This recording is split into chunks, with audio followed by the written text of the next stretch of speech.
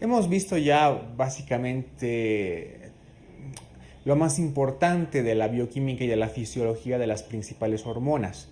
Pues ahora vamos a empezar con la patología propiamente de las glándulas, ¿no? Del sistema endocrino. Te he indicado que hay dos temas principales que debes aprender dentro de la endocrinología, que es primero la patología tiroidea y la diabetes mellitus, ¿no? Ahora vamos a empezar con la patología tiroidea.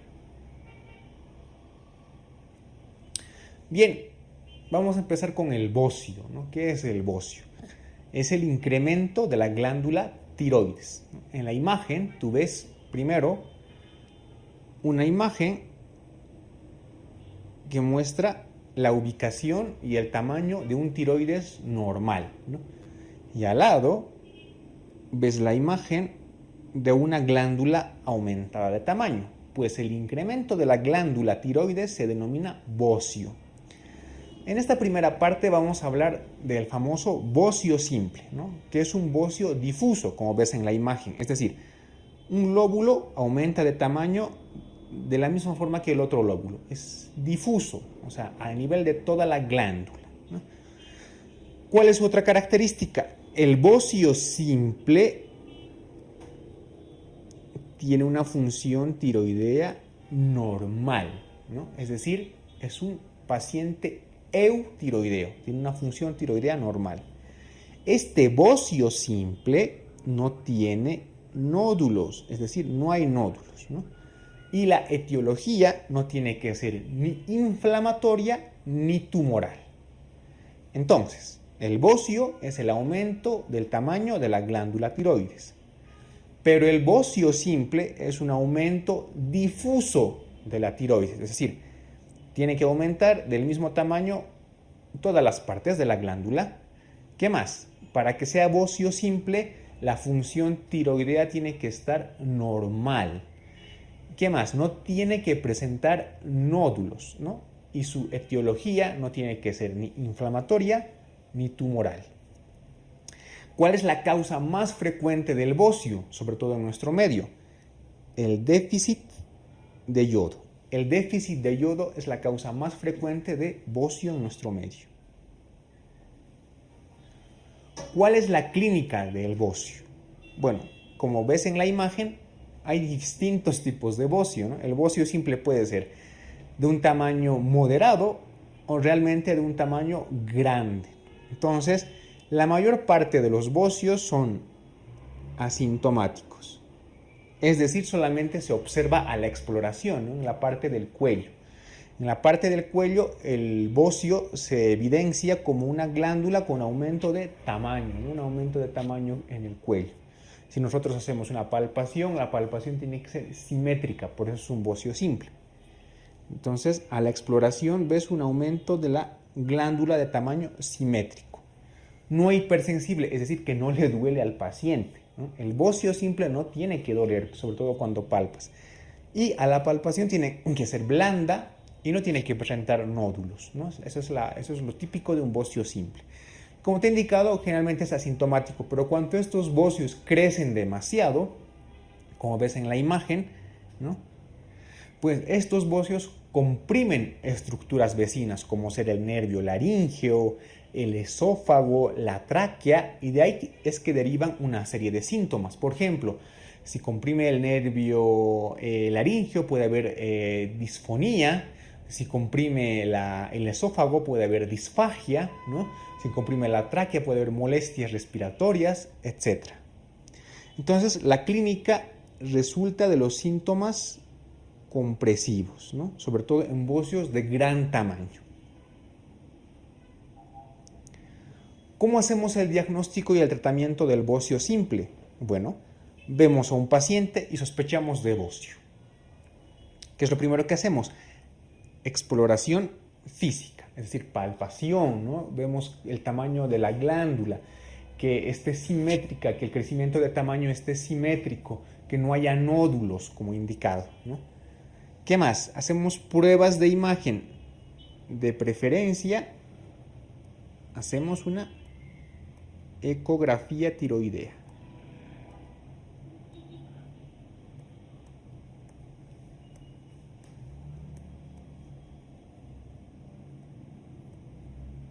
hacemos una ecografía de tiroides, ¿sí? Como prueba de imagen. ¿Qué más? Como te había indicado que tenemos que determinar que ese bocio, ¿no? Pues ese bocio simple tenga una función tiroidea normal, entonces vamos a hacer pruebas tiroideas y determinación de ciertos anticuerpos.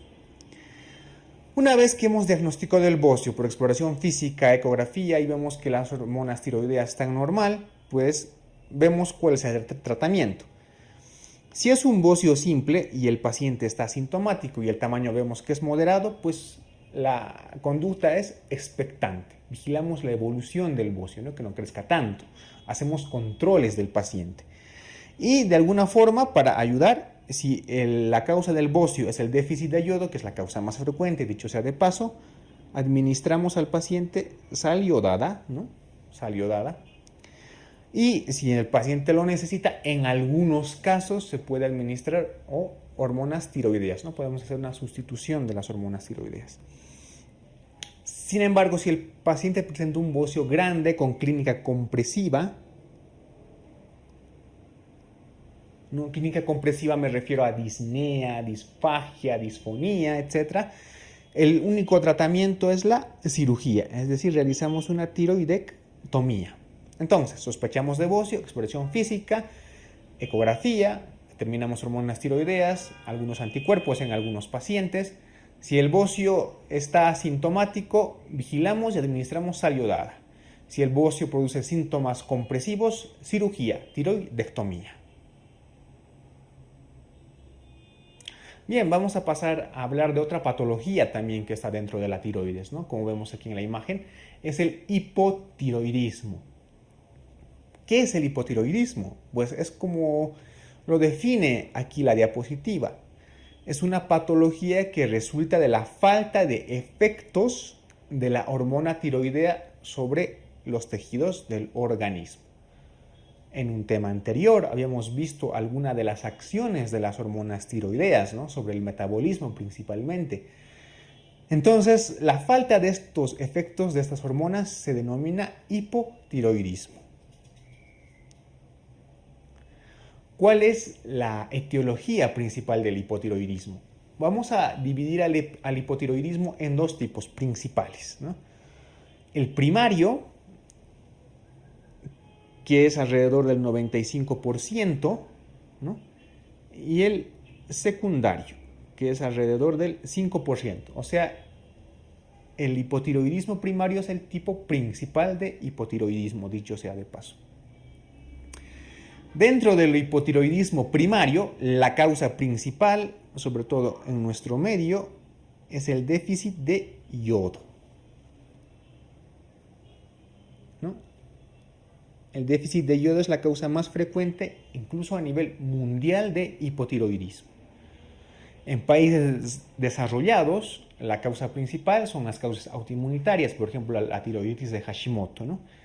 También otras causas de hipotiroidismo primario pueden ser postquirúrgicas, ¿no? Después de haberte hecho una cirugía de un bocio, por ejemplo, ¿no? Posterior a la administración de radioterapia cervical o radioyodo, ¿no? Las tiroiditis, pero generalmente las tiroiditis, que son inflamación de la tiroides, causan un hipotiroidismo que es transitorio. La hipoplasia o aplasia tiroidea, ¿no? Que es más causa genética. Y algunos fármacos, por ejemplo, el litio, la amiodarona y obviamente los antitiroideos causan hipotiroidismo. La causa secundaria, pues la causa secundaria está a nivel de nuestra hipófisis. Entonces, un hipopituitarismo, ¿no? es también causa de hipotiroidismo secundario, el adenoma hipofisario y la cirugía radioterapia de la hipófisis. Quiero que te quedes con lo siguiente. El hipotiroidismo lo vamos a dividir en dos, primario y secundario. ¿Cuál es el más frecuente? El primario. Dentro del primario, ¿cuál es el factor más frecuente para causar hipotiroidismo? El déficit de yodo, ¿no?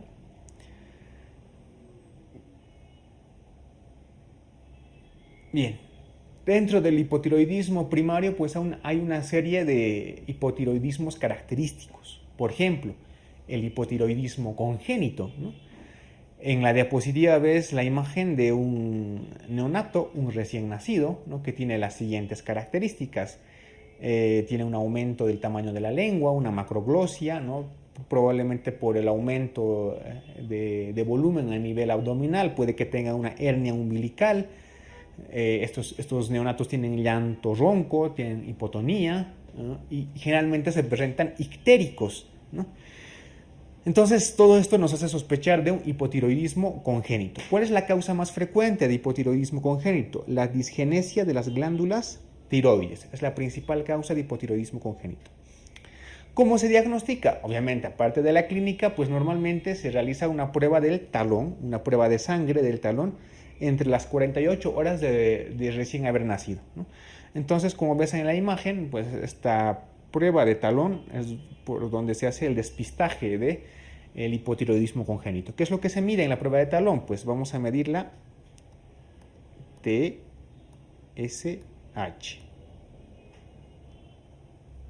¿no? En la prueba de talón, medimos la TSH. Si tú tienes la sospecha, ya sea por bioquímica, ¿no? Hacemos la prueba de talón y la TSH está anormal o clínicamente, el tratamiento debe hacérselo de inmediato. No tenemos que esperar absolutamente nada, ¿no? Porque la falta de las hormonas tiroideas pueden desarrollar graves secuelas en el crecimiento de un recién nacido. Entonces el tratamiento se lo realiza de inmediato ante cualquier sospecha de hipotiroidismo congénito. El hipotiroidismo autoinmunitario, pues está indicado que en algunos países, sobre todo los desarrollados, ¿no? Europa, Estados Unidos, Japón, principalmente la causa de hipotiroidismo no es el déficit de yodo, sino es el hipotiroidismo autoinmunitario, propiamente la tiroiditis de Hashimoto, ¿no? ¿Cuál es la característica de la tiroiditis de Hashimoto? Se acompaña de bocio, es un hipotiroidismo con bocio. ¿Qué más? Es más frecuente en mujeres. Es una tiroiditis de Hashimoto autoinmunitaria, más frecuente en mujeres, que se acompaña con bocio, ¿no? Histológicamente se observan infiltración linfocitaria difusa y algunas células epiteliales, etc., ¿no? Pero lo que más nos interesa es que para su diagnóstico es indispensable la presencia de dos anticuerpos. El primero, el anticuerpo antitiroglobulina, y el segundo, el anticuerpo antitiroperoxidasa. Entonces, en los países desarrollados, la causa de hipotiroidismo más frecuente es la tiroiditis de Hashimoto, que se presenta con bocio, es más frecuente en mujeres y en su analítica, al margen del hipotiroidismo que vamos a ver más adelante, presenta dos anticuerpos, antitiroglobulina y antitiroperoxidasa. Bien, ¿cuál es la clínica del hipotiroidismo en general, ¿no? Pero en general. Pues por ejemplo, como ves en la imagen, ¿no? Va a ir desde el cabello seco, quebradizo, la piel más seca, más delgada, igual. Va a haber un aumento de peso, que es importante, un aumento de peso. Hay una intolerancia al frío, ¿no? El cabello seco, como te había recalcado. Hay una bradicardia, porque te he indicado de que las hormonas tiroideas aumentan la frecuencia cardíaca, pues si no hay hormonas tiroideas, pues puede tender el paciente a hacer bradicardia. Normalmente hay depresión incluso, ¿no? Hay fatiga. En pacientes adultos mayores, sobre todo, puede haber falta de memoria, sobre todo en los pacientes ancianos, ¿no? En las mujeres, alteraciones del periodo menstrual, estreñimiento, ¿no? Entonces, esos son la sintomatología básica del hipotiroidismo. Aquí te he hecho un resumen de dos cosas, ¿no? Diferenciamos tanto síntomas como signos dentro del hipotiroidismo.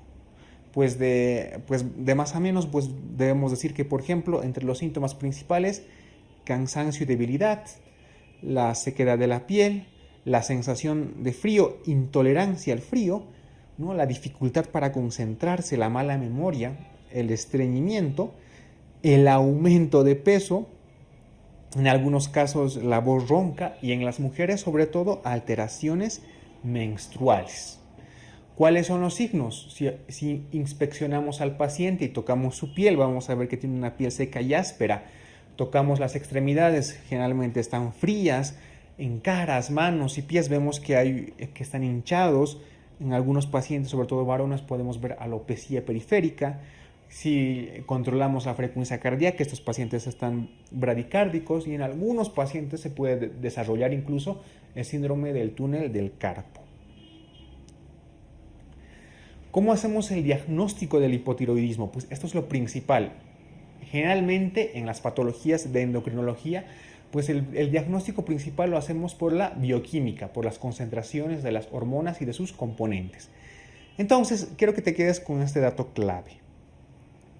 La determinación de TSH es la más importante para realizar el diagnóstico de hipotiroidismo. En la imagen te he dividido en 3 tipos. El hipotiroidismo primario, que es el más frecuente, no más del 95%.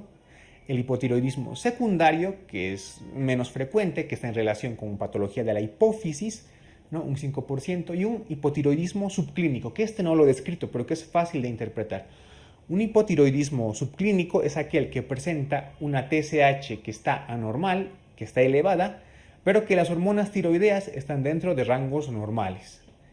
Este hipotiroidismo subclínico nos quiere decir que este paciente a la larga puede predisponer a desarrollar hipotiroidismo. Entonces, dentro de la bioquímica, este cuadro es importante. Por ejemplo, en el hipotiroidismo primario, ¿cómo va a estar la TSH, que es el principal que medimos? En el hipotiroidismo primario está elevada, ¿no? ¿Cómo va a estar la TSH en el hipotiroidismo secundario? Puede estar normal o puede estar baja. Pero ambas, tanto en el primario como en el secundario, la T4 y la T3 están bajas, ¿no? Entonces, había una pregunta, por ejemplo, en la convocatoria de este año que decía, en un hipotiroidismo central, que también se llama central al hipotiroidismo secundario central es lo mismo, ¿cómo está la TSH? Pues la TSH en un hipotiroidismo central o secundario está normal o está bajo. La TSH en un hipotiroidismo primario siempre tiene que estar elevada, ¿no? Y obviamente las otras hormonas, tanto la T3 y la T4, están bajas. Entonces, recordarte que la determinación más útil en sangre es la medición de la TSH. Y en el hipotiroidismo subclínico, como te he indicado, hay una alteración de la TSH, está elevada, pero sin embargo, tanto T3 como T4 estarán normales. ¿Cuál es el tratamiento del hipotiroidismo? Bueno, el tratamiento del hipotiroidismo es la sustitución de esta hormona con un compuesto artificial, en este caso la levotiroxina. Como ves en la imagen, ¿no? En una caja de este medicamento, la levotiroxina. Se hace una sustitución hormonal, más o menos, en los pacientes con hipotiroidismo. Más o menos se calcula que entre 1.5 a 1.7 microgramos kilogramo de peso es la dosis que se debe dar a un paciente con hipotiroidismo, ¿no? Hay que tener cuidado, obviamente, en pacientes que son ancianos, ¿no? Y algunos que tienen cardiopatía de base, como la cardiopatía isquémica, por ejemplo. ¿Cómo se hace el control del tratamiento del hipotiroidismo? Eso también es importante. El control del tratamiento del hipotiroidismo primario lo vas a hacer con TSH, ¿no? La determinación de TSH es el parámetro más importante para ver el control del tratamiento, pero en el hipotiroidismo primario. En cambio, en el hipotiroidismo secundario, que es menos frecuente, otra vez te lo recalco, se hace con la medición de T3 y la T4. Pero en el hipotiroidismo primario, el control del tratamiento se hace con la determinación de TSH. La TSH en el hipotiroidismo primario está elevado, por tanto, una reducción o una normalidad de la TSH nos indica que el tratamiento está yendo bien y está siendo correcto. Hemos dicho que hay un hipotiroidismo subclínico, aquel que presenta una elevación de la TSH, pero que sin embargo la T3 y la T4 están normales, ¿no? Esto quiere decir que estos pacientes son predisponentes, tienen una predisposición a hacer hipotiroidismo. El tratamiento del hipotiroidismo se debe realizar con la sustitución hormonal de estas hormonas, ¿no? Entonces utilizamos como fármaco principal la levotiroxina, ¿no? Que es el principal fármaco que sustituye a las hormonas tiroideas. Normalmente pues tenemos que dar un rango de dosis entre 1.5 a 1.7 microgramos por kilogramo de peso, pero esto varía en función del paciente, ¿no? Tienes que tener cuidado, sobre todo en pacientes ancianos y que tengan alguna cardiopatía de base. ¿Cómo hacemos el control del tratamiento del hipotiroidismo? Pues bien, sobre todo en el hipotiroidismo primario, la determinación de TSH es el parámetro más útil para el control del tratamiento en el hipotiroidismo, pero primario. ¿Sí? Entonces recuerda, la TSH es el parámetro más útil para controlar el tratamiento en un paciente con hipotiroidismo primario, ¿no? ¿Cómo estaba la TSH? Bioquímicamente, pues está elevada, ¿no? En un hipotiroidismo primario. Entonces, una normalización de esta TSH nos indica que estamos realizando un tratamiento adecuado. En el hipotiroidismo secundario, que es menos frecuente, para el control del tratamiento se debe evaluar la T3 y la T4. Recuerda, en el primario lo más importante para el control del tratamiento es determinar la TSH.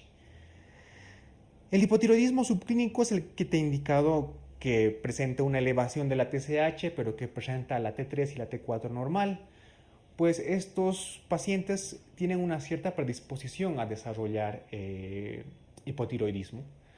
¿En qué situaciones vamos a dar tratamiento en un hipotiroidismo subclínico? Pues básicamente en 3 situaciones. La primera, si hay mujeres embarazadas.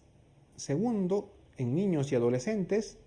Y tercero, si medimos la TSH y esta es más de 10 microgramos unidades por ml.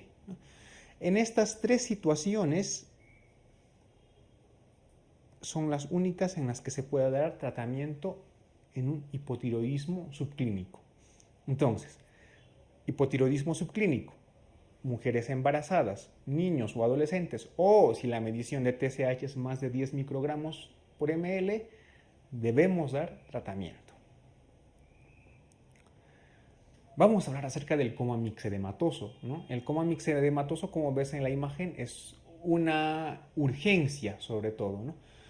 ¿Cómo ocurre el coma mixedematoso? Bueno, el coma mixedematoso ocurre en pacientes que tienen un hipotiroidismo grave, ¿no? Y que no han sido tratados, o teniendo hipotiroidismo han sido sometidos a una cirugía, por ejemplo, o teniendo hipotiroidismo, estos pacientes también presentan una infección grave como una neumonía.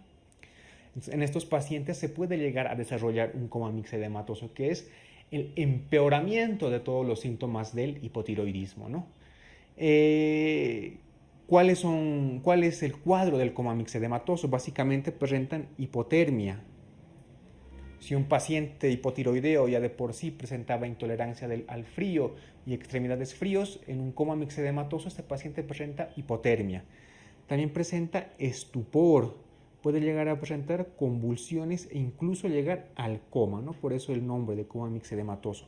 Por lo tanto, es una urgencia realmente en endocrinología. ¿Cuál es el tratamiento? El tratamiento se lo debe hacer de inmediato, administrando levotiroxina intravenosa, ¿sí? Y obviamente la corrección del factor desencadenante.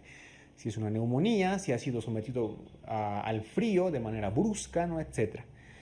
Algo que debes recordar es que en el coma mixedematoso, si bien tienes que aplicar la levotiroxina intravenosa de inmediato, también tienes que administrar un bolo de cortisona. ¿Por qué hidrocortisona? Porque si no administras un bolo de hidrocortisona, de este corticosteroide, puedes desarrollar una crisis suprarrenal. Entonces, en el tratamiento del coma mixedematoso, administras levotiroxina intravenosa, pero a su vez hidrocortisona para evitar una crisis suprarrenal.